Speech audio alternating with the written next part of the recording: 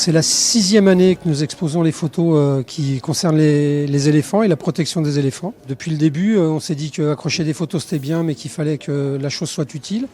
Donc en fait, on a mis les photos en vente, on a mis en place l'édition d'un calendrier et toutes ces choses sont vendues au bénéfice d'une ONG qui s'appelle IFAO, qui est une ONG de protection des éléphants, enfin des animaux partout dans le monde, qui est une ONG internationale. Pour moi, ça colle complètement à l'image de Chambéry, puisque faut quand même savoir que entre le comte de Boigne, Hannibal, les 400 culs, les éléphants, ça parle à Chambéry. Et puis vendre des photos au profit d'une association IFAO pour la préservation de ces beaux animaux, c'est la motivation qui nous anime en fait. Nous avons des programmes en fait dans 40 pays pour la préservation des espèces sauvages, de leurs habitats également. Nous œuvrons aussi aux côtés des populations locales, car c'est très important de les impliquer au plus près des projets.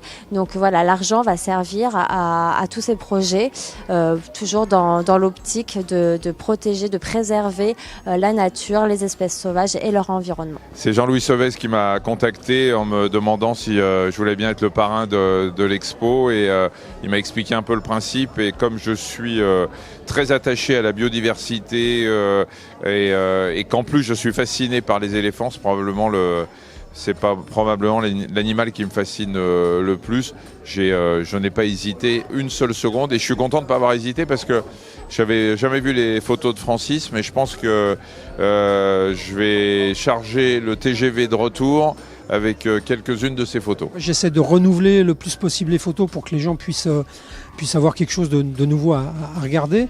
Le principe, c'est qu'une photo, il faut que ça raconte une histoire. Donc, j'essaye de trouver de nouvelles photos dans ce que je fais au fur et à mesure des années. Cette année, on a intégré les photos en couleur. D'habitude, on faisait que des expos en noir et blanc. Cette année, on a intégré des photos en couleur d'autres animaux que l'éléphant. Donc, il y a beaucoup de fauves, guépards, lions, léopards, des girafes, des impalas. Voilà, on essaye, parce que cette faune-là est aussi en danger, hein. Donc on a essayé un peu de faire quelque chose de différent cette année et je pense que ça peut plaire. C'est vrai qu'on utilise souvent l'image de l'éléphant car c'est vraiment une espèce emblématique, c'est le plus grand mammifère terrestre.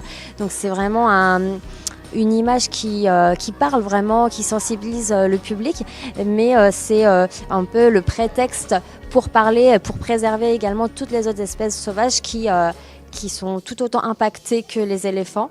Donc c'est vraiment très important de parler de l'ensemble de ces animaux. Je trouve qu'il a une façon extraordinaire de mettre en image, en photo, ce que représente l'éléphant.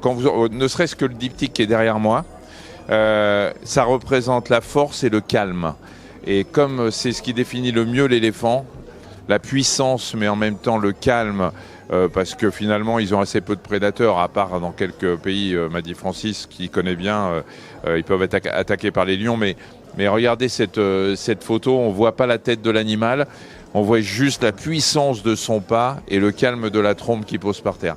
Et je trouve que voilà, si on pouvait tous être comme ça, en tant qu'être humain, ce serait formidable. Oui, l'an dernier, on a réussi à dégager 6 500 € pour IFAO et on espère faire mieux cette année, bien entendu. De toute façon, c'est le but de l'exposition, hein. Le but, c'est pas d'accrocher des photos et de se regarder dedans, c'est justement d'avoir une utilité et puis que ça débouche sur quelque chose.